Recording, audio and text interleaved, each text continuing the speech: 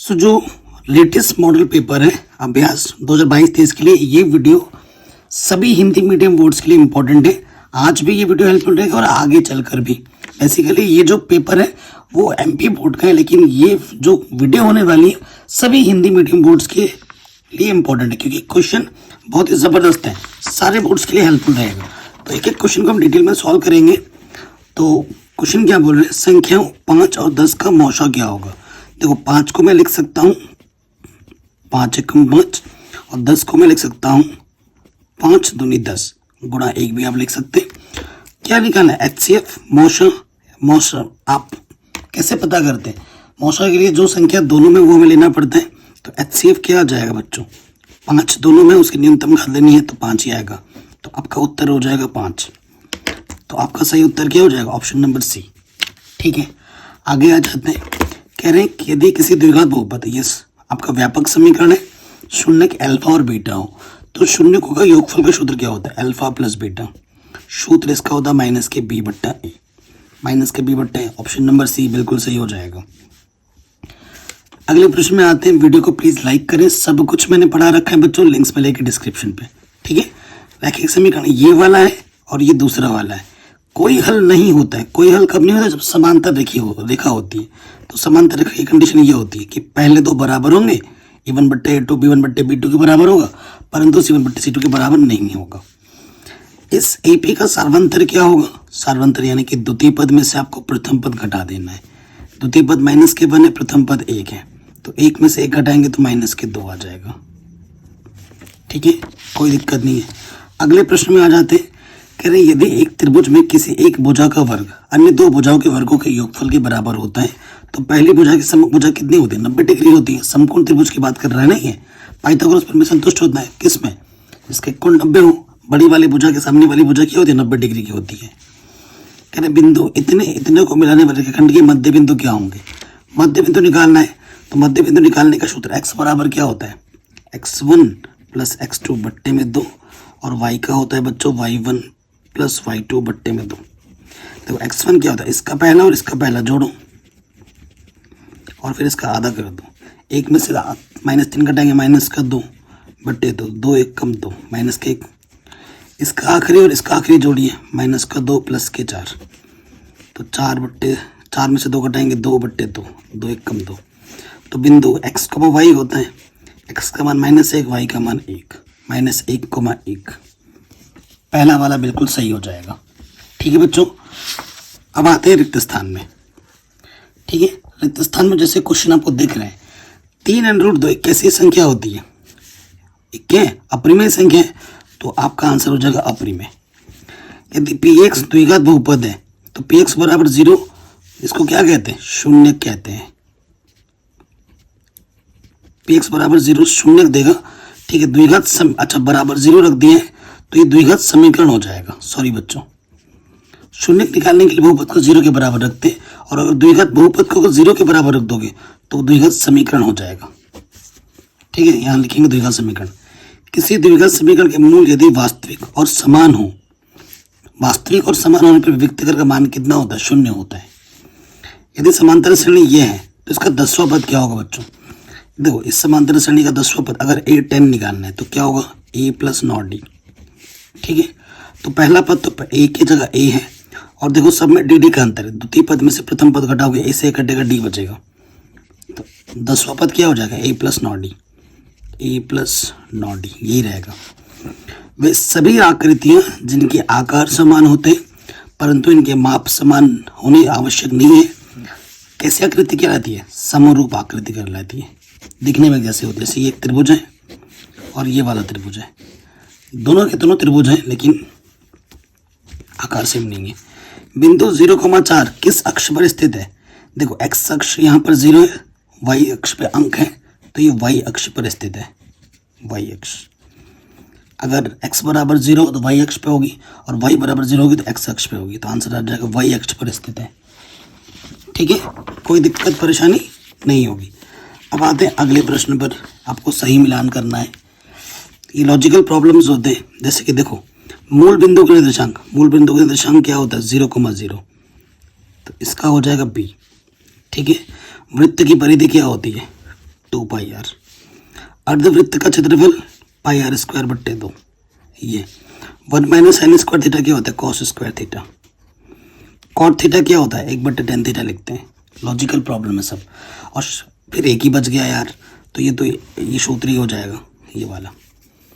कोई दिक्कत परेशानी हो तो वीडियो को एक बार देखिए दोबारा। अब सही सत्य चुनना है। बढ़िया फॉर्मेट इनका बढ़िया लगा मुझे एक्चुअली, इसी फॉर्मेट पे बनाना चाहिए। थेल्स प्रमेय का कथन क्या है? एक शब्द या फिर इनका उत्तर एक लाइन में देना है। थेल्स प्रमेय क्या कहता है? थेल्स प्रमेय क्या कहती है? इसको देखो, अगर आपके पास कोई त्रिभुज है, बना के दिखाना है ऐसे।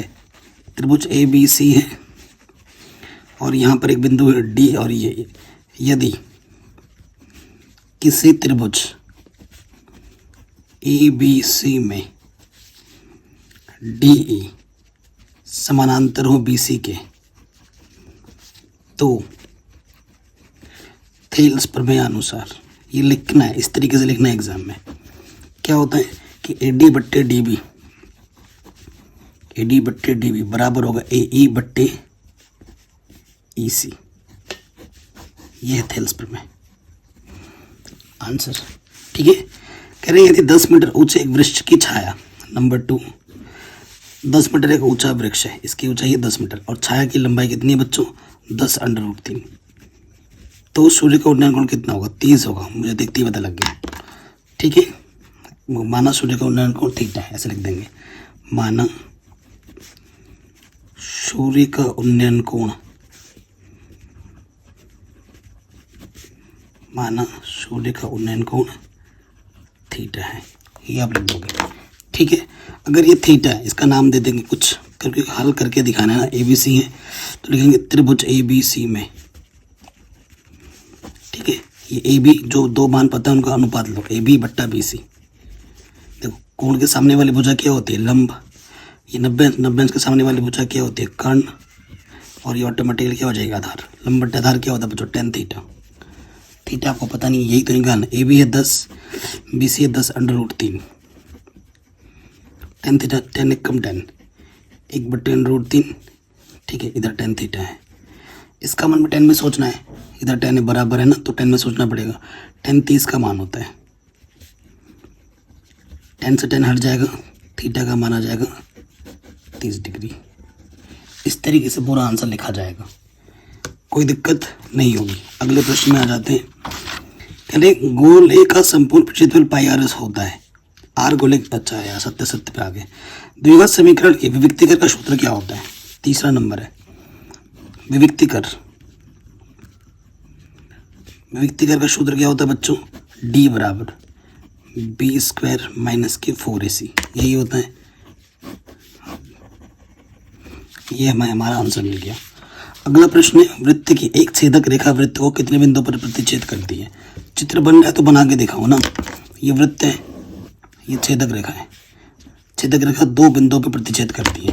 आपका आंसर में आंसर क्या लिखोगे? 2। यहाँ चित्र बनाया आपने तो यहाँ लिख दो छेदक रेखा 2 बिंदुओं पर, ये A बिंदु, ये B बिंदु पर प्रतिच्छेद कर रही है। ठीक है, ये आपका उत्तर हो गया। अगले प्रश्न पे आ जाऊं। कह रहे वृत्त, ये तो हो गया। शंकु के आयतन का सूत्र क्या होता है? शंकु का आयतन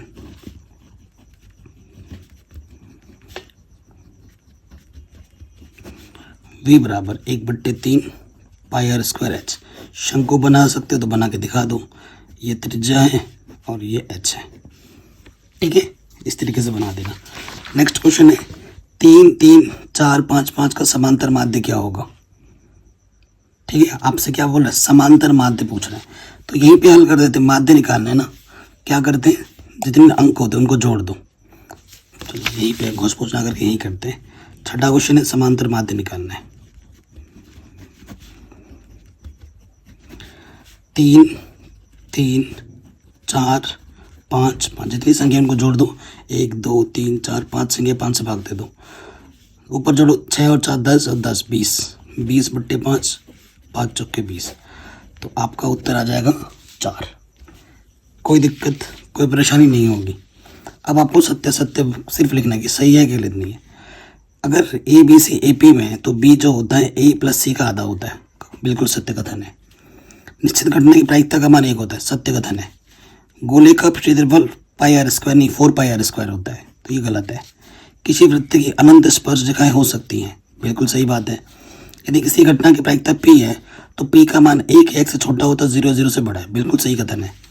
क्षैतिज तल से ऊपर की ओर देखने पर दृष्टि रेखा क्षैतिज रेखा के साथ अवनमन कोण बनाता है।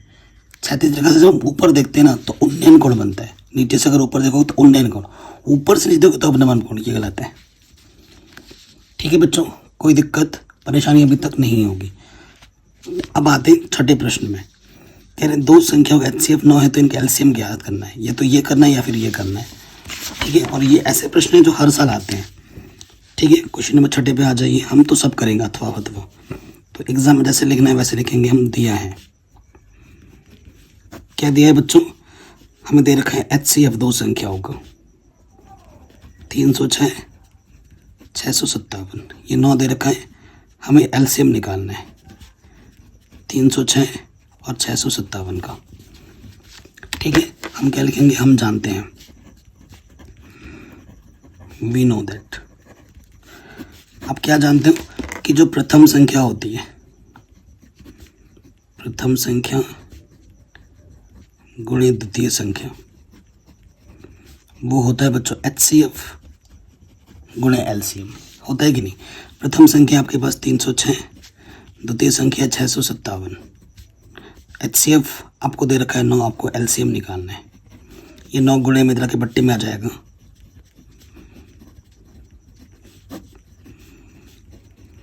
नौ से भाग दोगे, 9 3 27, 9 चौको 36। अब 34 को गुणा कर दोगे 657 से, आपको आपका आंसर मिल जाएगा। बच्चों कमेंट करके बताइए किसका आंसर कितना आएगा। 34 को अगर 657 से गुणा करेंगे तो कमेंट करके बताओ आंसर कितना आएगा। या तो ये करना था या दूसरा करना था। दर्शाइए कि 5 - √3 एक परिमेय संख्या है। तो देखो करते हैं, अथवा वाला वो हमें करना है, उल्टा मान लेते हैं। माना 5 - √3 एक परिमेय संख्या है।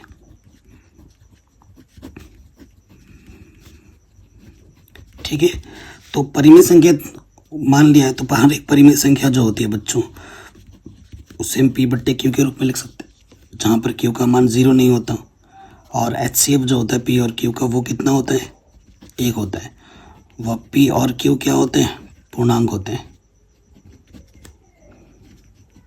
ठीक है, सो देखो बच्चों क्या करना है, अंडर रूट को एक तरफ रखना, बाकी सबको, ये प्लस के इधर आके क्या हो जाएगा माइनस का, और ये माइनस के इधर आके क्या हो जाएगा प्लस का।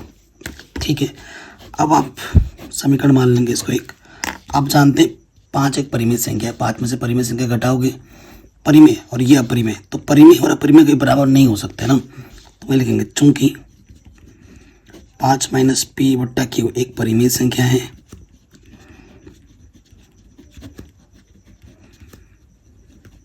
तथा हम जानते हैं कि √3 एक अपरिमेय संख्या है।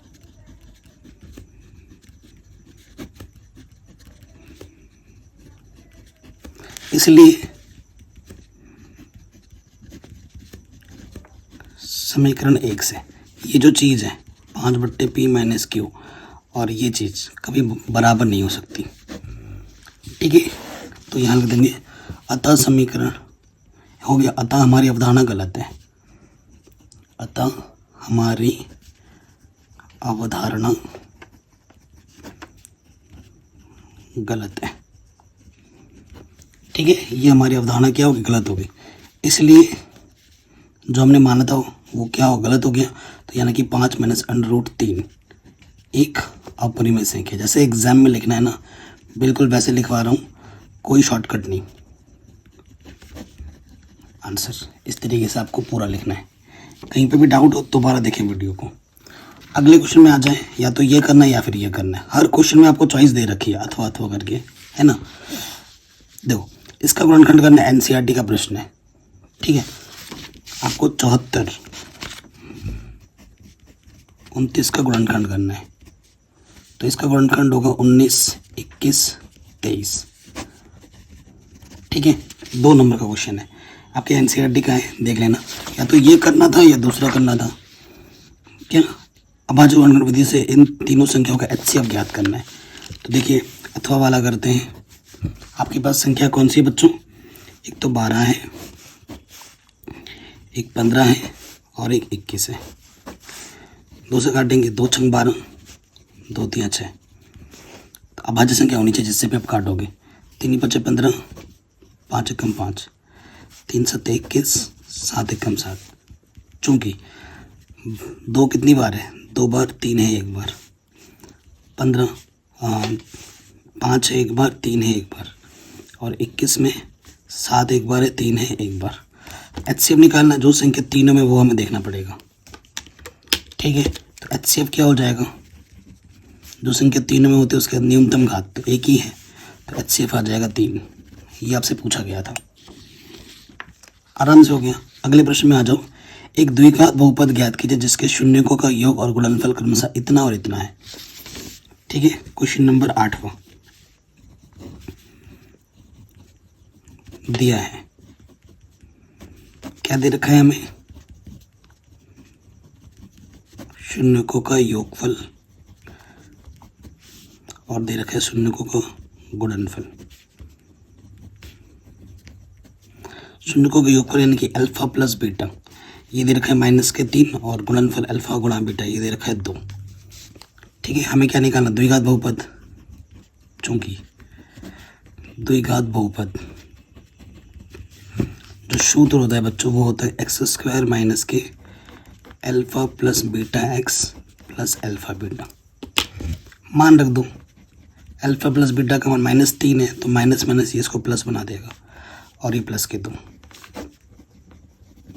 ये हमें हमारा आंसर मिल गया। इतना आसान है। अब हर क्वेश्चन में हमको चॉइस दे रखी है, तो हम तो सब कुछ कर रहे हैं ना बच्चों।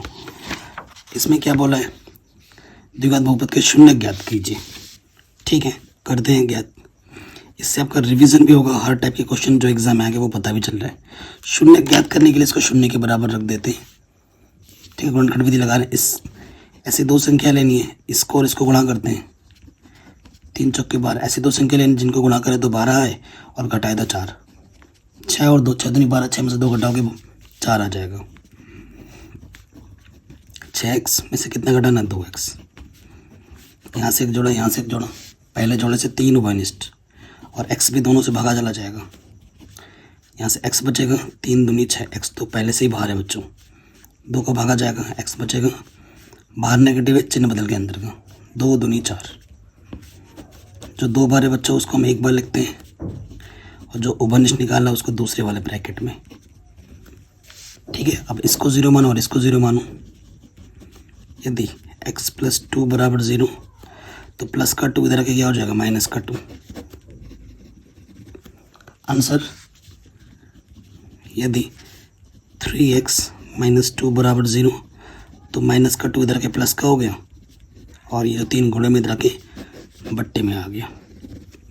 ये हमें हमारे आंसर मिल गए। ठीक है, अब इसका शून्य ज्ञात करना है या फिर इनका शून्य को गुणनफल ज्ञात करना है। दोनों के दोनों क्वेश्चन आसान एकदम लल्लू क्वेश्चन है। ठीक है, 90 पे आ जाते हैं। पहला वाला शून्य ज्ञात करना है, 4u² + 8u। शून्य ज्ञात करना है, शून्य के बराबर रख देंगे। 4u उभयनिष्ठ है, 4 बाहर आ गया, u² से u बचेगा, 4 दूनी 8, u तो पहले ही बाहर है। x को 1 बार 0 लेंगे, यदि 4u = 0, तो 4 गुणे में इधर के बट्टे में आ गया, u का मान आ गया 0।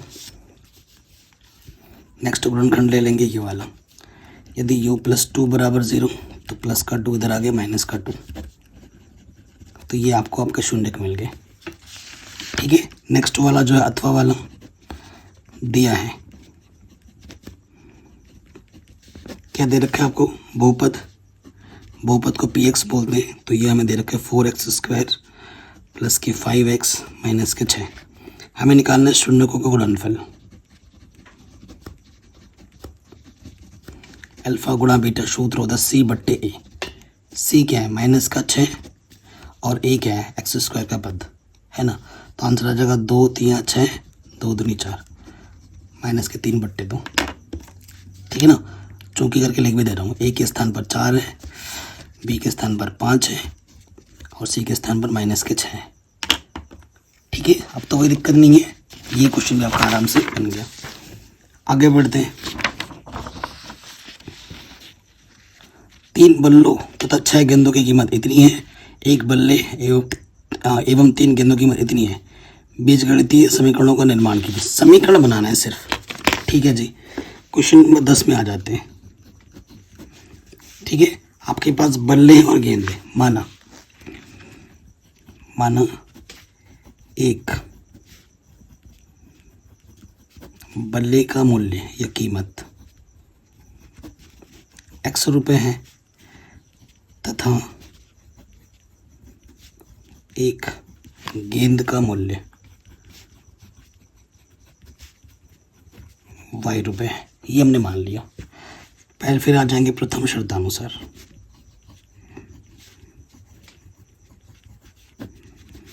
प्रथम शर्त में बोला गया है 3 बल्लों तथा 6 गेंदों की कीमत।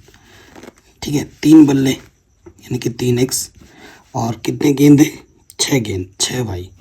कितने रुपए के हैं? 3900। समीकरण बनाना यहीं पे छोड़ दो, पहला समीकरण। फिर आ जाए द्वितीय शर्तानुसार।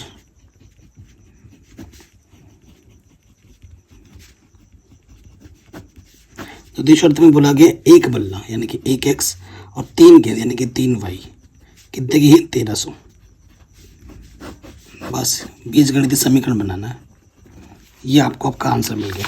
देखो, समीकरणों का निर्माण कीजिए, यही लिखा है, बस हो गया। आगे बढ़ते हैं नेक्स्ट क्वेश्चन में। या फिर इसको करना था या फिर ये करना, अथवा में हर क्वेश्चन में आपको चॉइस दे रखा है। ठीक है, कह रहे रैखिक समीकरण x बराबर y बराबर 5 हो तो m का मान क्या होगा? मतलब x बराबर -2 और y बराबर 5 इसको संतुष्ट करता है तो मान बताना है।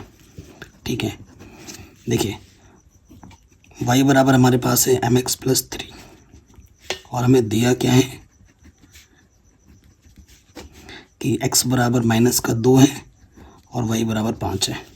तो ये मान रखो y बराबर 5 और x का बराबर -2 और ये +3। प्लस का 3 इधर के माइनस का हो गया, -2m।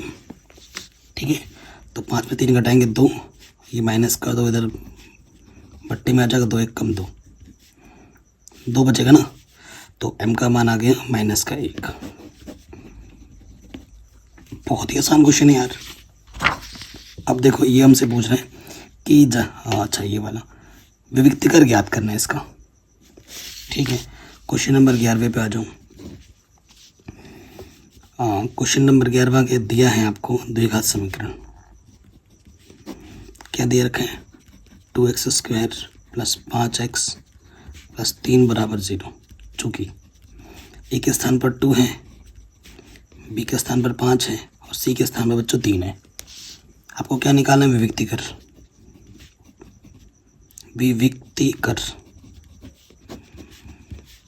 सूत्र होता है d बराबर b² - के 4ac। b है 5 का वर्ग, a का मान 2, c का मान 3। 5 बचे 25, 4 दूनी 8, 8 3 24। तो d का मान आ गया 1।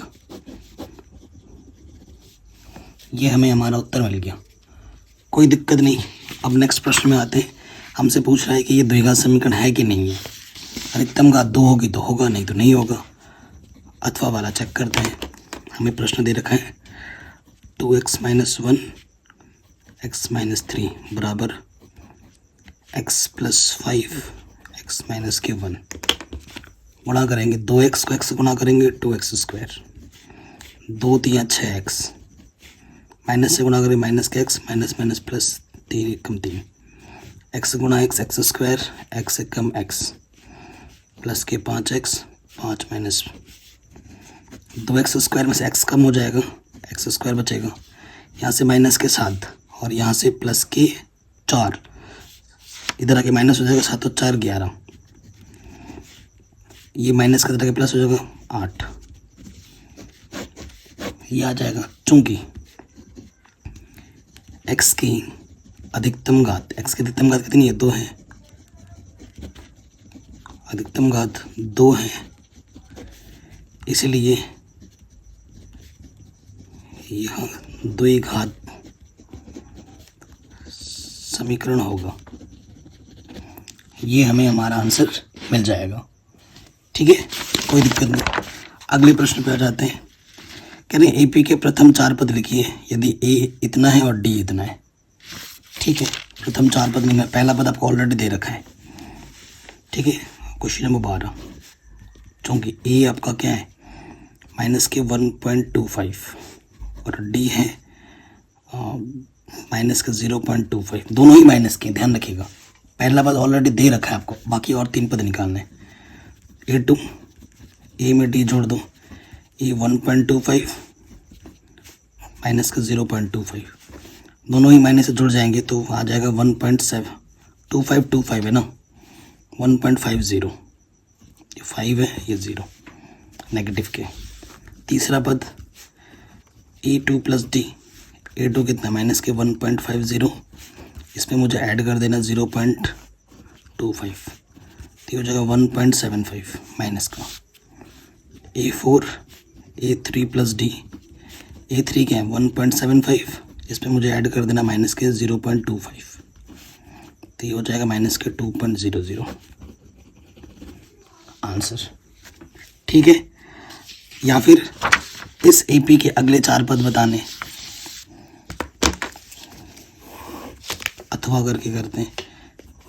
एपी आपको दे रखी है प्रश्न में 2 -2 -6 माइनस के 10, इसके अगले 4 पद बताने आपको।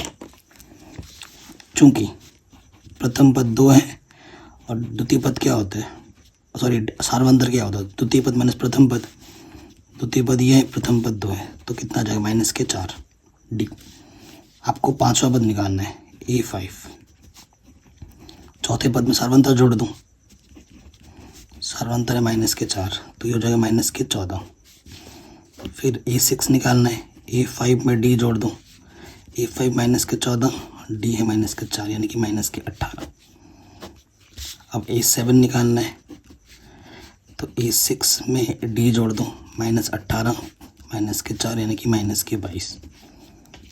ठीक, और लास्ट A8 यानी कि A7 प्लस 8, माइनस के 22 में आपको जोड़ना है माइनस के 4 यानी कि माइनस के 26। तो ये आपको आपके आंसर मिल गए। ठीक है, कोई डाउट कोई दिक्कत नहीं होगी। अगले प्रश्न में आ जाते बच्चों। कह रहे आकृति में ये जो DE है BC के समानांतर है, तो आपको ये AD ज्ञात करना है। बहुत ही आसान सा प्रश्न है, तो इसको मैं तो यहीं कर देता हूँ, पेज बचाओ। तो लिखेंगे चूंकि थेल्स पर में लगेगा DE समांतर है BC के, तो थेल्स पर में अनुसार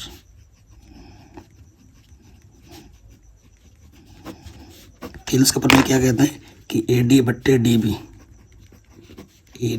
DB बराबर होगा AE बट्टे AC। अगर ऐसे ही आपके पास कोई मॉडल पेपर है, प्रीवियस क्वेश्चन है, तो आप मुझे भेजेंगे व्हाट्सएप में, तो मैं सॉल्व करवा दूंगा। ठीक है, वैसे NCERT पूरी करोगे तो आप हर एक क्वेश्चन आराम से कर सकते हो। AD हमें निकालना है, DB कितने 7.2, AE हमारे पास 1.8 है और यह 5.4। इसके भी एक स्थान के बाद दशमलव, इधर भी एक स्थान के बाद दशमलव से दशमलव हटा, 18 कम 18, 18 दिया 54। देखो यहाँ से क्या हो जाएगा बच्चों, AD ये 7.2 1 कम 7.2 तिरछे गुणा कर देंगे बट्टे में 3, 3 दूनी 6, 1 बचा 3 चौके 12, तो AD का मान आ गया 2.4 सेंटीमीटर। ये हमें हमारा आंसर मिल गया। इतना छोटा क्वेश्चन था। अगले क्वेश्चन पे आ जाते हैं कि 10 मीटर लंबी एक सीढ़ी एक दीवार पर टिकाने पर भूमि से 8 मीटर की ऊंचाई पर स्थित एक खिड़की तक पहुंचती है। दीवार के आधार से सीढ़ी के निचले सिरे की दूरी ज्ञात कीजिए। बहुत ही आसान सा क्वेश्चन है। क्वेश्चन नंबर इसका अथवा वाला है 13वें का। हमारे पास एक दीवार है, ठीक है, और यहाँ से जब हम खिड़की टिकाते हैं ये खिड़की तक, कह रहे 10 मीटर लंबी एक सीढ़ी, इस सीढ़ी की जो लंबाई है वो 10 मीटर है और भूमि से 8 मीटर ऊंचाई स्थित यहाँ पर खिड़की तक जाता है। यहाँ से लेकर इसकी जो ऊंचाई यहाँ तक 8 मीटर है। तो खिड़की, ये जो आपका दीवार है और जो आपने सीढ़ी टिकाई है, इनके बीच की दूरी कितनी है वो बतानी है। माने कि दूरी x है, इसको मैं ए बोल देता हूँ, इसको मैं बी बोलता हूँ, इसको मैं सी बोलता हूँ। ठीक है, तो लिख देंगे त्रिभुज ए बी सी में 90 अंश का कोण बनेगा, तो पाइथागोरस प्रमेय लगा सकते हैं। पाइथागोरस प्रमेय से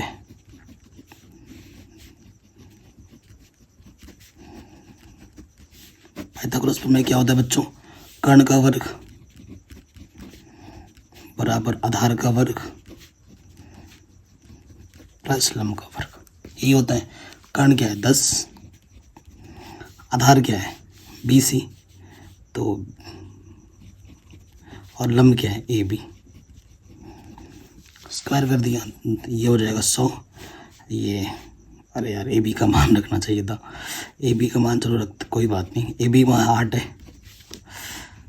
8 8 64 प्लस का 64 तरह के माइनस अंकों को एक तरफ लाते हैं ना, तो घटाएंगे 36 हो जाएगा।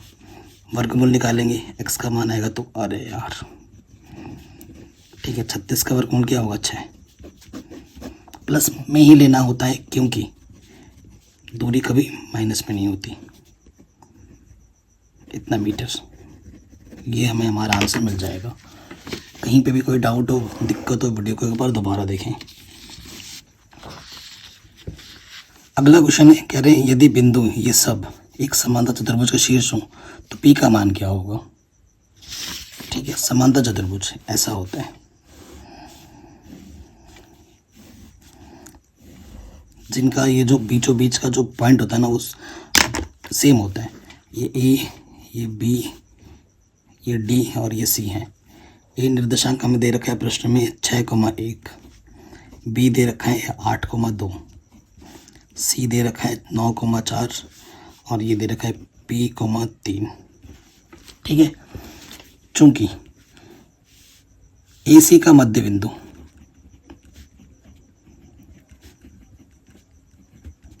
इसके बराबर होगा PD का मध्य बिंदु, ये गुण होता है समांतर चतुर्भुज का। मध्य बिंदु देखो, इसका प्रथम पद और इसका प्रथम पद जोड़ेंगे तो 6 + 9 बट्टे में 2 है, ये x निर्देशांक के लिए। इसका आखिरी और इसका आखिरी जोड़ेंगे 1 + 4 बट्टे में 2। ऐसे इधर आ जाएगा 8 + p बट्टे में 2, 2 + 3 बट्टे में 2। ठीक है, तो x वाला x के बराबर होता है, p का ही मान निकालना, चूँकि 6 + 9 15 बट्टे 2 बराबर 8 + p बट्टे में 2। इसके बट्टे में 2, इसके बट्टे में 2 कटा, प्लस का 8 इधर के माइनस का हो गया, कितना आ गया p का मान 7। ये आपको आपका आंसर मिल गया। ठीक है, कोई डाउट, कोई दिक्कत नहीं होगी। अगले प्रश्न में आ जाओ। या तो ये बोला इनके बीच की दूरी निकालो, इसका नाम A बोल देते हैं, इसका नाम B बोल देते हैं, है ना। AB निकालना है हमें। दो बिंदु के बीच सूत्र क्या होता है? x1 - x2 का वर्ग y1 - y2 का वर्ग, यही होता है। x1 क्या है A, x2 क्या है माइनस का A, माइनस माइनस क्या हो जाएगा प्लस, y1 है B, y2 है -b, माइनस माइनस प्लस। ठीक है, A और A क्या हो जाएगा 2A, B और B क्या हो जाएगा 2B। तो ये हो जाएगा 2A का वर्ग यानी कि 4A का स्क्वायर, 4B का स्क्वायर। 4 क्या है यहाँ से उभयनिष्ठ, तो 4 का वर्गमूल होता है 2, जिसका जोड़ा नहीं बना उसे अंदर डाल दो, इतना मात्रक। ये हमें हमारा आंसर मिल जाएगा। ये भी हो गया आराम से। अब आ जाओ 15वें क्वेश्चन में। ठीक है, 15वें क्वेश्चन में आते हैं। Question number 15। प्रश्न क्या है? sin 25 cos 65, फिर है cos 25 sin 65। ठीक है, देखो 25 और 65 को जोड़ेंगे 90 आता है, इधर भी वही चीज़ है। तो जब दो कोणों को जोड़ने पे 90 आता है तो उसमें से किसी एक को बदलना होता है ना। और दोनों तरफ सेम टू सेम टाइप के एंगल है, तो अगर इधर से तुम 65 को बदल रहे हो तो उधर से 65 को बदलना पड़ेगा। इधर साइन को 25 को बदल रहे हो तो उधर से 25 को बदलना पड़ेगा। ठीक है, मैं 65 को बदलूँगा। कॉस 90 में से मैं कितना घटाऊँगी 65 आ जाए 25। कॉस ये वाला ऐसे रहा साइन 90 में से मैं कितना घटाऊं कि 65 आ जाए, 25। आप सूत्र जानते हैं, ये भी सूत्र है, 2 सूत्र लग रहे हैं, जो भी सूत्र लग रहा है वो मेंशन करना है। cos 90 minus theta sine theta होता है, और साइन 90 माइनस थीटा क्या होता है, cos थीटा। लगाइए, ये है साइन 25 और ये है हो जाएगा साइन 25, cos 25 और ये भी हो जाएगा cos 25 सूत्र से। 2 बार गुणे में, यानी कि साइन स्क्वायर 25 का स्क्वायर मत कर देना, एंगल का कभी स्क्वायर नहीं होता है, ठीक है। आप देख पा रहे हैं यहाँ पर एंगल और यहाँ पर एंगल सेम है, और आप जानते हैं sine square theta plus cos square theta का मान क्या होता है, 1। तो इसकी जगह पे आ जाएगा 1। ये हमें हमारा आंसर मिल गया। या तो ये वाला करो, अगर सेक 4 है इसके बराबर हो, 4 एक न्यून कोण है, तो ए का मान ज्ञात कीजिए, कितना होगा। करते हैं, अथवा वाला प्रश्न है।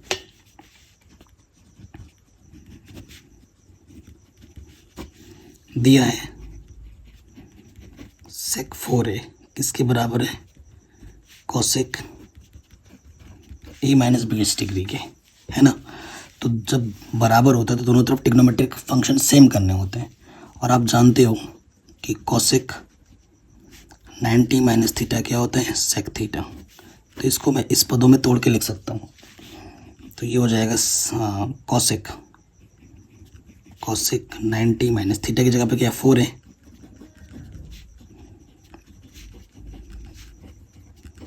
कोसेक से कोसेक हट गया, इधर बचा 90 माइनस के 4a, और इधर है a माइनस के 20। तो माइनस का 20 इधर आके क्या हो जाएगा, प्लस का, और माइनस का इधर आके हो जाएगा प्लस। 5 गुणे में इधर आके हो जाएगा बट्टे में, 5 दूनी 10, 5 दूनी 10, तो a का मान आ जाएगा 22 डिग्री। ये आपको आपका आंसर आराम से मिल जाएगा, ठीक है, कोई दिक्कत नहीं। अगले प्रश्न में आ जाओ। शानदार क्वेश्चन है, कह रहे हैं 2 खिलाड़ी संगीता और रेशमा टेनिस का एक मैच खेलते हैं। यह ज्ञात है कि संगीता द्वारा मैच जीतने की प्रायिकता इतनी है, तो रेशमा की मैच जीतने की प्रायिकता कितनी होगी। तो दोस्त हैं, ठीक है। Question number 16। एक दोस्त का नाम है संगीता, दूसरे का नाम क्या है, रेशमा। ये 2 दोस्त हैं, ठीक है। यह ज्ञात है कि संगीता द्वारा मैच जीतने की प्रायिकता 0.6 है, दिया है।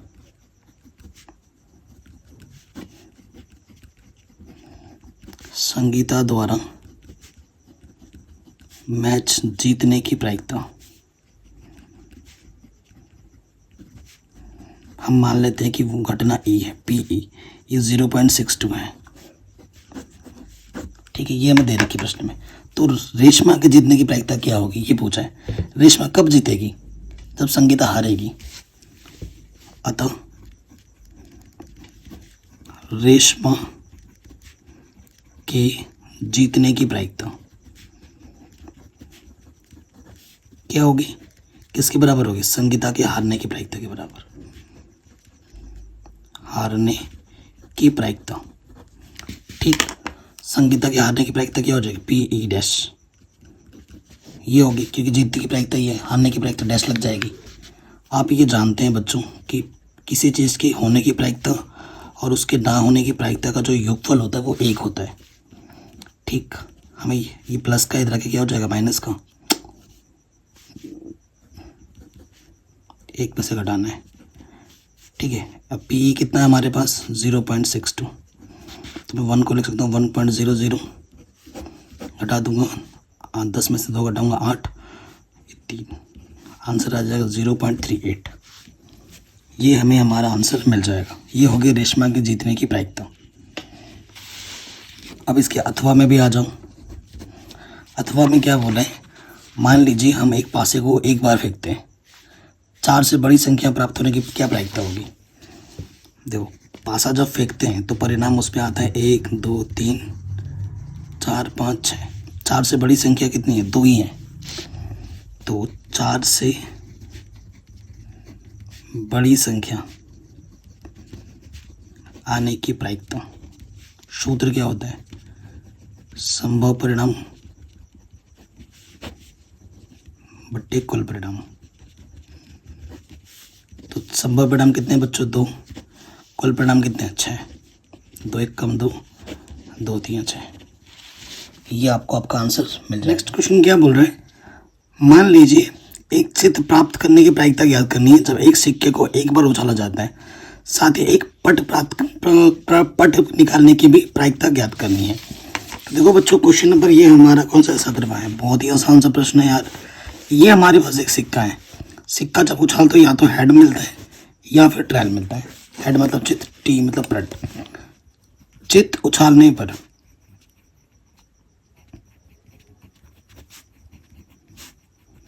प्राप्त परिणाम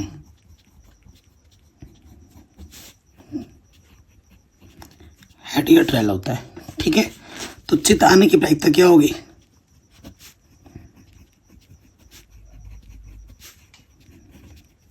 हेड 1 है, संभव परिणाम 1 और कुल परिणाम कितने? 2।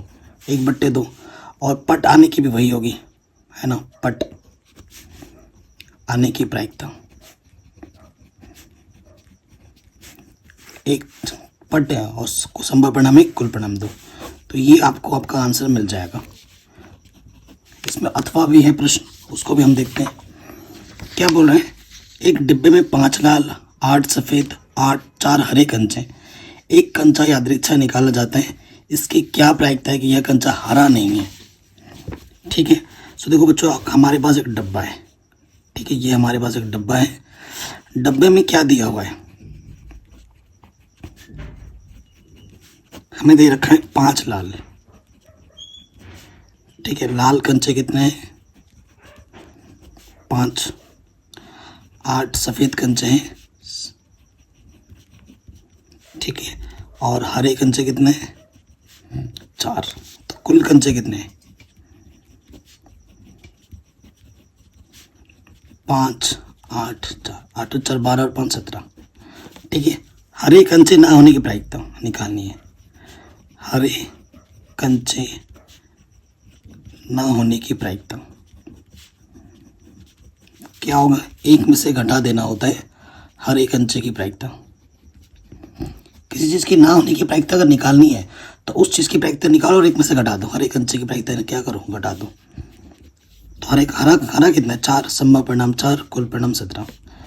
लॉस 5 जगह 17, 17 1 कम 17 माइनस के 4, तो 13/17। ये आपको आपका आंसर मिल जाएगा। ठीक है, अगले प्रश्न पे आ जाते हैं। कह रहे धरती पर एक मीनार ऊर्ध्वाधर खड़ी है। धरती के एक बिंदु से, जो मीनार के पाद बिंदु से 15 मीटर दूर है, मीनार के शिखर का उन्नयन कोण 60 है। मीनार की ऊंचाई ज्ञात कीजिए। ठीक है, 18वां क्वेश्चन है। आपके पास क्या बोला? एक मीनार है, ऊर्ध्वाधर मतलब सीधी खड़ी हुई है। ये हमारी मीनार है, मैं लिख भी देता हूँ। ये हमारी मीनार है, सीधी खड़ी हुई है धरती के एक बिंदु से। ये धरती है एक बिंदु से, मीनार जो मीनार के पाद बिंदु से, ये मीनार का पाद है, कितनी दूरी पर है? 15 मीटर दूरी पर है यहाँ से लेकर। इस बिंदु से ना मीनार के शिखर का जो उन्नयन कोण है, नीचे से ऊपर देखने पर बनता है उन्नयन कोण, वो 30 डिग्री है। तो आपसे बोला है मीनार की ऊंचाई निकालो। तो मान लेंगे मीनार की ऊंचाई h है। नाम दे दो ABC। तो यहाँ देखें त्रिभुज ABC में आपको AB निकालना है और BC दे रखा है। ठीक है, लंब बट्टे आधार tan थीटा। थीटा कितना है? 60 डिग्री। AB का मान हमने h माना है, BC का मान है 15। tan 60 का मान √3। 15 बट्टे में गुणे में आ जाएगा, तो ये हो जाएगा 15√3 मीटर। ये आपका आंसर मिल जाएगा। अथवा वाला प्रश्न मैंने ऑलरेडी पढ़ा रखा है, करा रखा है। ठीक है, ये प्रश्नावली 9.1 का क्वेश्चन नंबर 2 है NCERT। पूरी NCERT मैंने पढ़ा रखी है। ये क्वेश्चन मोस्ट इंपॉर्टेंट है, ऑलरेडी करा रखा है। लिंक्स मिलेंगे डिस्क्रिप्शन पे, जाके देख सकते हैं। ठीक है, कोई सी भी वीडियो, हर एक वीडियो में लाखों मिलियन व्यूज़ हैं मेरे। आप किसी वीडियोस पे जाके देख लीजिए। ठीक है, ये आप लोगों का प्यार है, आशीर्वाद है। अगले प्रश्न में आ जाइए। कह रहे सिद्ध कीजिए कि वृत्त के किसी बिंदु पर स्पर्श रेखा स्पर्श बिंदु से जाने वाली त्रिज्या पर लंब होती है। ठीक है, ये एक्चुअली प्रमेय 10.1 है। इसको भी मैंने ऑलरेडी पढ़ा रखा है और लिंक्स मैंने डाल रखे हैं डिस्क्रिप्शन पे। 10.1 प्रमेय है, जाके देख सकते हैं। ठीक है, 10.1 भी करा रखा है, 10.2 भी करा रखा है और प्रमेय 6.1 से 6.1 वीडियो में करा रखा है। तो वो सब आपको चैनल पे मिल जाएगा, डिस्क्रिप्शन में मैंने लिंक दे दिए। अगला प्रश्न है, कह रहे दो संकेंद्रीय वृत्तों की त्रिज्या 5 सेंटीमीटर 30 सेंटीमीटर है। बड़े वृत्त की उस जीवा की लंबाई ज्ञात कीजिए जो छोटे वृत्तों को स्पर्श करती है। ठीक है, अथवा वाला कर रहे हैं। देखिए आपके पास दो वृत्त, एक बड़ा वाला है और एक छोटा वाला है। ठीक है, तो आपको क्या निकालना है, बड़े वृत्त की जीवा निकालनी है जो छोटे वृत्त को टच करती है, और छोटे वृत्त की जो त्रिज्या है ना वो कितनी है 3 सेंटीमीटर, और बड़े वृत्त की जो त्रिज्या है वो कितनी है 5 सेंटीमीटर। तो आपको जीवा की लंबाई निकालनी है ए बी, इसका नाम सी दे दो, इसका नाम ओ, इधर भी वही त्रिभुज बनेगा, ये भी कितना है 5। तो ये जो दूरी है और ये दूरी बराबर है। आपको निकालनी है जीवा की लंबाई। जीवा ए बी जो होगा वो होगा ए सी प्लस सी बी, और चूंकि ए सी और सी बी आपस में बराबर है। ठीक है, तो देखो आप जानते हैं प्रमेय 10.1 से, जो अभी प्रमेय प्रूव करने के लिए मैंने बोला ना उसी का यूज़ होगा इसमें, कि स्पर्श रेखा और त्रिज्या के बीच कितने का कोण बनता है 90 का। तो कोण ए सी ओ जो है वो 90 डिग्री का है। अतः त्रिभुज ए सी ओ में पाइथागोरस प्रमेय लग जाएगा। पाइथागोरस प्रमेय यानी कि ए ओ का वर्ग जो होगा ए सी का वर्ग प्लस सी ओ का वर्ग, कर्ण का वर्ग आधार का वर्ग प्लस लंब का वर्ग। कर्ण है 5, ए सी है आपको निकालनी, और सी ओ आपको 3 दे रखा है, वर्ग कर देंगे 5 बचे 25। ए सी का वर्ग ये 9 हो गया, प्लस का 9 इधर आके माइनस का हो गया, घटाएंगे तो 16। तो ए सी हमें क्या मिल जाएगा 16 का वर्गमूल। तो 16 का वर्गमूल होता है प्लस माइनस 4, तो प्लस का ही लेंगे क्योंकि दूरी कभी माइनस में नहीं होती। ठीक है, इसलिए जीवा क्या हो जाएगी ए सी प्लस सी बी, दोनों का मान ये भी 4 होती है ये भी 4 होगा, 4 और 4 8 सेंटीमीटर। तो बड़े वाले जीवा की लंबाई कितनी होगी 8 सेंटीमीटर। ठीक है, अगले प्रश्न में आते हैं। त्रिज्या 4 सेंटीमीटर वाले एक वृत्त के त्रिज्याखंड का क्षेत्रफल ज्ञात कीजिए जिसका कोण 30 डिग्री है। क्वेश्चन नंबर 20, बहुत ही आसान सा प्रश्न है।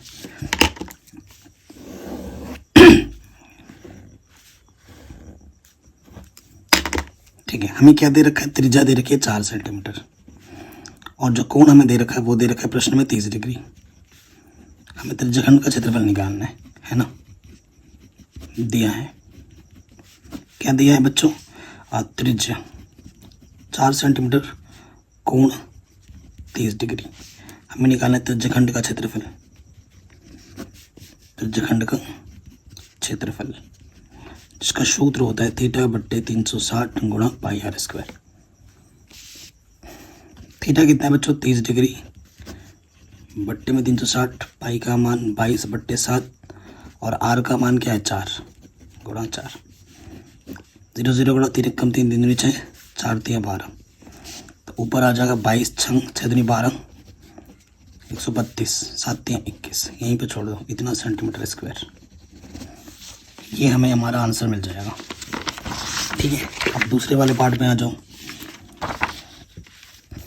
आपको ये छायांकित भाग का क्षेत्रफल निकालना है, और ये बोला गया ये 14 सेंटीमीटर है, यहाँ से लेकर भुजा, अगर ये 14 है तो ये भी 14 होगा, है ना, और ये फिर वृत्त का व्यास के बराबर हो जाएगा ये जो भुजा है। तो छायांकित भाग का क्षेत्रफल कैसे मिलेगा, जो वर्ग के क्षेत्रफल में से इधर से अर्धवृत्त और इधर से अर्धवृत्त घटा देंगे। ठीक है, अथवा है, तो हमें हल करना है। हम क्या करेंगे, और दिया है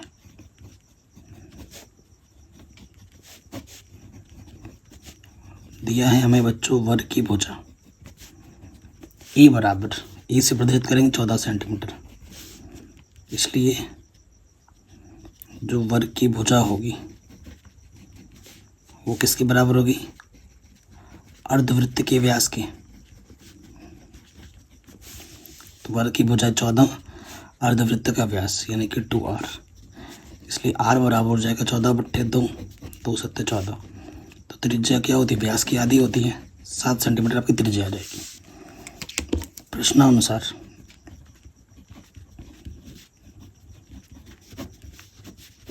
हमें क्या निकालना है बच्चों, छायांकित भाग का क्षेत्रफल। छायांकित भाग का क्षेत्रफल ये हमें निकालना है, जो हो जाएगा वर्ग का क्षेत्रफल, और उसमें से हमें क्या घटा देना, 2 अर्धवृत्त का क्षेत्रफल, 2 अर्धवृत्त का क्षेत्रफल। ठीक है, ये हमें घटा देना है। वर्ग का क्षेत्रफल होता है भुजा गुणे भुजा, और अर्धवृत्त का क्षेत्रफल होता है पाई r स्क्वायर बट्टे में 2, 2 से 2 घटा, भुजा है 14, 14 गुणा 14, पाई का मान 22/7, त्रिज्या हमारे पास 7, एक साथ से एक साथ घटा, 14 गुणा 14 196, 22 सत्ते 154, तो आंसर आ जाएगा 42 सेंटीमीटर स्क्वायर। ये आंसर आ गया। अगले प्रश्न में आते हैं। कह रहे हैं एक क्रिकेट टीम की 7 बल्ले और 6 गेंद की कीमत इतनी है, और उसी बाद में 3 बल्ले और 5 गेंद की कीमत इतनी है, तो प्रत्येक बल्ले और प्रत्येक गेंद की कीमत कितनी होगी। बहुत आसान सा प्रश्न है। माना एक बल्ले की कीमत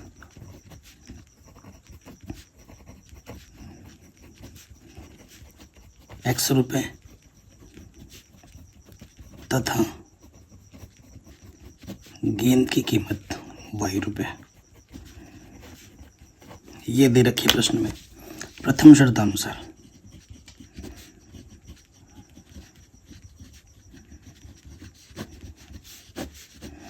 प्रथम शर्त में हमें क्या बोल रहे हैं, 7 बल्ले यानी कि 7x और 6 गेंदे 6y की जो टोटल कीमत 3800 रुपये है, पहला समीकरण है। और द्वितीय शर्तानुसार हमारे पास क्या है,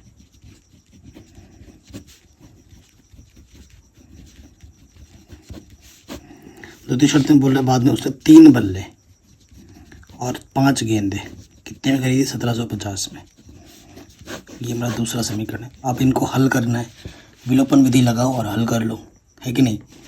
तो y को हटाते हैं, या जिसमें जिस y को हटा लो, या x को हटा लो, आपकी मर्जी है। यहाँ 5 है तो इसमें 5 से गुणा करना होगा, यहाँ 6 है तो इसमें 6 से गुणा करना होगा।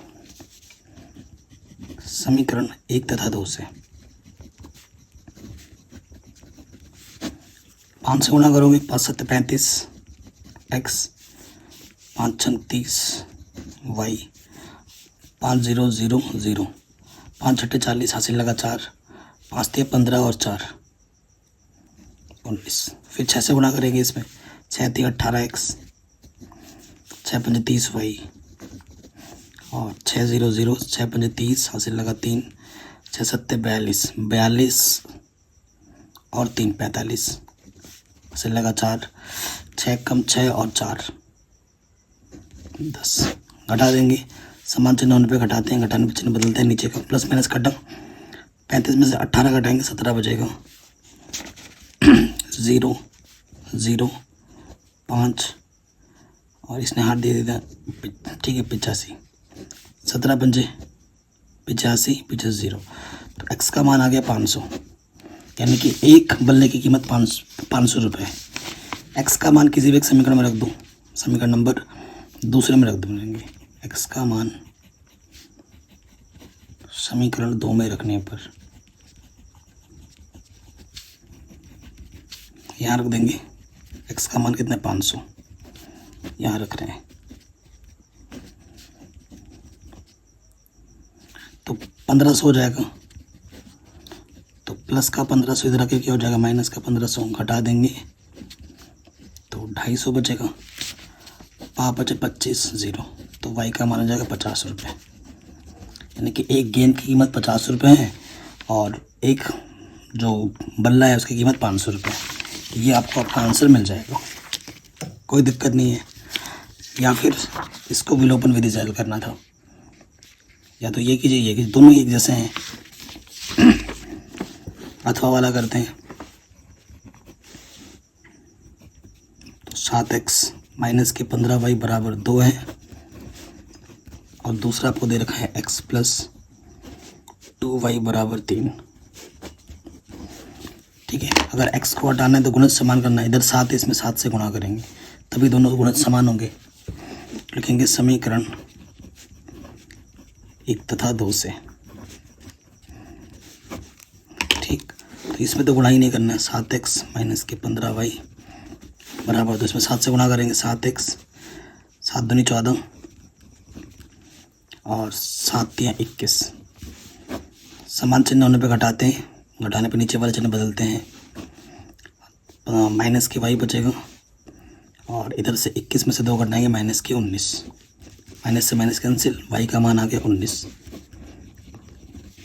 y का मान समीकरण नंबर 1 में रख दो, 2 में y का मान समीकरण 2 में रखने पर 17 नहीं 19 है ना, 19 दूनी 38, तो प्लस का 38 इधर आके माइनस का हो गया, तो ये आ गया माइनस के 35 x का मान। ठीक, ये हमें हमारा आंसर मिल जाएगा। अगले प्रश्न में आते हैं। कह रहे एक ठोस एक अर्धगोले पर खड़े शंकु के आकार का है जिनकी त्रिज्या 1 सेंटीमीटर है और शंकु की ऊंचाई उसकी त्रिज्या के बराबर है। ठोस का आयतन पाई के पदों में निकालना है।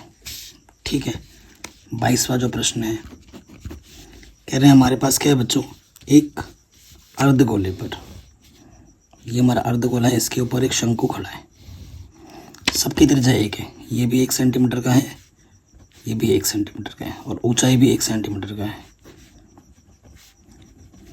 ठीक है, दिया है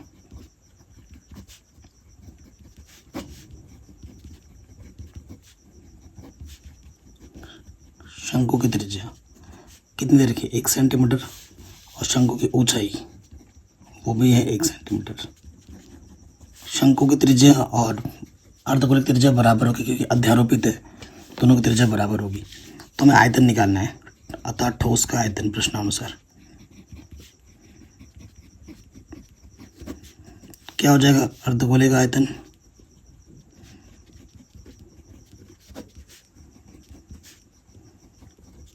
प्लस शंकु का आयतन।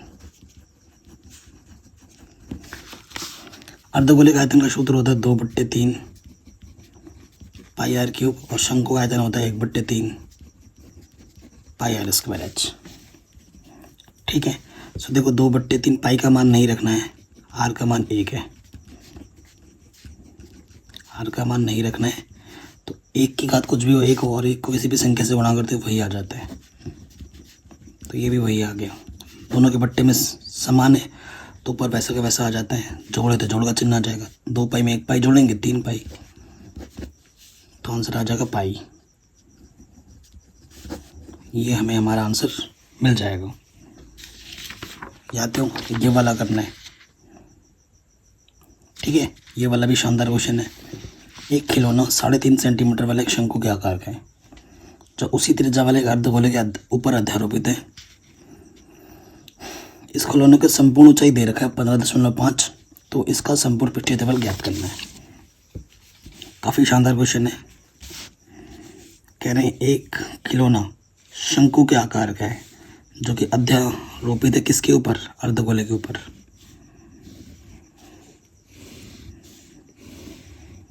ठीक है, इसकी जो टोटल ऊंचाई है ना 15.5 है। इस क्वेश्चन को मैंने कितनी ही बार करा है और इसकी जो त्रिज्या है वो 3.5 सेंटीमीटर है, तो ये भी 3.5 सेंटीमीटर होगी, अध्यारोपित है ना। और तो इसकी ऊंचाई क्या होगी, इसकी ऊंचाई, ठीक है, इसकी ऊंचाई निकलेगी टोटल में से जब इतना घटा देंगे, 15.5 में से जब 3.5 घटा देंगे तो कितना आ जाएगा 12। परंतु हमें तिर्यक ऊंचाई L नहीं मालूम, पाई आर एल सूत्र होता है ना शंकु का, L हमारे पास तिर्यक ऊंचाई सूत्र क्या होता है h² + r², और हमारे पास बच्चों r का मान क्या दे रखा है 3.5, जिसको मैं दशमलव हटाऊंगा 1 स्थान 1 0 बढ़ जाएगा, 5 दूनी 10, 5 7 35, तो r का मान हमारे पास है 7/2। ठीक है, तो मान रखते हैं यहाँ पर शंकु की त्रिभुज ऊंचाई वाले निकाल लेते हैं। h का मान 12 का वर्ग और यह 7/2 का वर्ग, 144, 7 का वर्ग 49, 2 का वर्ग 4। इसके बट्टे में कुछ नहीं तो एक ले लिया। इसको गुणा करेंगे 576 1 49, तो ये हो गया 625। 625 का वर्गमूल 25, 4 का वर्गमूल 2, भाग देंगे 12.5 सेंटीमीटर आ जाएगा। ठीक है, कोई दिक्कत नहीं। अब हम आ जाते हैं सूत्र में, प्रश्नानुसार। सूत्र में बोल रहा हूँ, प्रश्नानुसार ठोस का संपूर्ण पृष्ठीय क्षेत्रफल। देखो बाहर बाहर से क्या है, अर्धगोला है,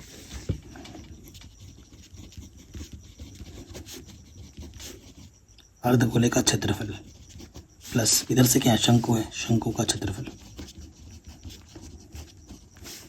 ठीक, अर्धगोले का क्षेत्रफल क्या होता है, 2πr², और शंकु का क्षेत्रफल क्या होता है, πrl। तो 2πr उभयनिष्ठ ले लो, यहाँ से बचेगा 2r और यहाँ से बचेगा l।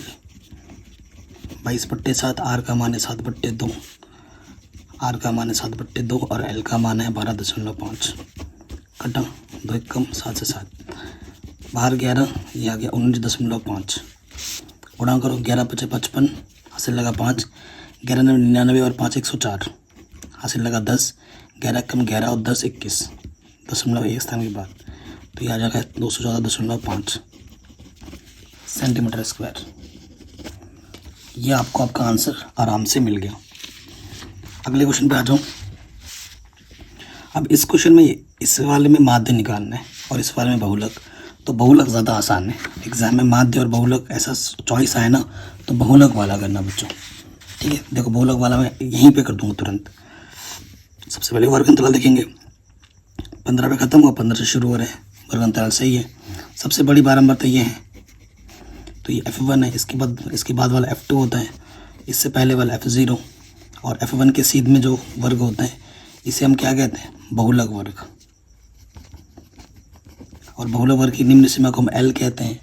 L हमारे पास कितना है, 35, और कितने का अंतर है, 35 से 45, 10 का अंतर है। सब कुछ पता हो गया। बहुलक का सूत्र आपको पता ही है, क्या होता है, L + F1 - F0 गुणा H बट्टे में 2F1 - F2 - के F0।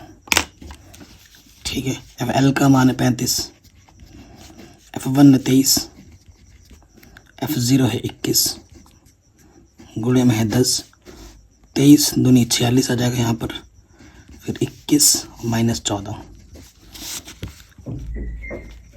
35, 23 में से 21 घटाएंगे 2, 20 आ जाएगा ऊपर, और 31 और ये 14, 35 हो जाएगा। 21 और 14 35, ये 11 आ जाएगा, घटाएंगे तो 11 1 कम 11, कितना बचा, 9, 11 8 88, 2 बचा। ठीक है ना, 11 1 कम 11, 0.2 स्थान तक ले लो, वही बहुत है, तो यह आ जाएगा 36.81 आंसर। ठीक है, अब ये प्रश्न पे आ जाओ, इसको करना है सॉल्व, माध्य निकालना है। तो माध्य निकालने के लिए फटाफट से मैं बना देता हूँ, ये वर्ग अंतराल, ये बारंबारता, ये वर्ग चिन्ह, ये लिखना है यहाँ पर वर्ग अंतराल, यहाँ पर बारंबारता, यहाँ पर वर्ग चिन्ह। तो ये दे रखा है 45 से 55, फिर 55 से 65, 65 से 75, 75 से 85, 85 से 95। यहाँ पर कुल लिख देते हैं, कितना दे रखा है ये 3, 10, 11, 8, 3। देखो बच्चों 11 और 8 और 3 11, 11 11 22, 22 और 10 32, 32 और 3 35। माध्य निकालना है, ध्यान रखें। अब x निकालना है, इन दोनों को जोड़ो, 100 का आधा 50, सब में कितने का अंतर है, 10 का अंतर है, तो ये 60 आ जाएगा, 70, 80, 90, 10 जोड़ते रहेंगे। अगला वाला कॉलम fx का निकाल लो, प्रत्यक्ष विधि लगा देते हैं। 5 × 15 150, 6 कम 6 पीछे से 2 0, 11 7 77 1 0, 88 64 1 0, 9 3 27 1 0, जोड़ो 0, 5 और 7 12, 12 और 4 16, 16 और 6 16 और 7 कितना हो जाएगा 23, 16 और 7 23 हो जाएगा, 23 का 3 हासिल लगा 2, 7 और 7 14, 14 और 6 20, 22 और 2 24। ठीक है, माध्य निकालने का जो सूत्र होता है बच्चों वो होता है सिग्मा एफ एक्स बट्टे sigma F. Sigma F x कितना मिला 2 4 3 0 और ये मिला 35, 5 से काटो 5 7 35, 5 चौके 20, 5 8 40, 5 6 30, 7 से भाग दे दूँ 7 6 42, 42 4 बचा 46 हो गया, 7 6 42। ठीक है, तो 4 7 6 42 था ना, तो कितना बचा था 6 बचा था यार, 66 हो गया, 7 7 49, 7 8 56, 7 9 63, गलत हो रहा था ना, 3 बच गया, बस 30 हो जाएगा, 7 चौके 28, 2 बचा 7 दूनी 14, तो सुन लोगे दोस्तों 69.42। ठीक, ये हमें हमारा आंसर मिल जाएगा। तो इस तरीके से ये पूरा पेपर हमने सॉल्व कर लिया। बाकी सब कुछ मैंने बना रखा है, लिंक्स मिल जाएगी बच्चों डिस्क्रिप्शन पे।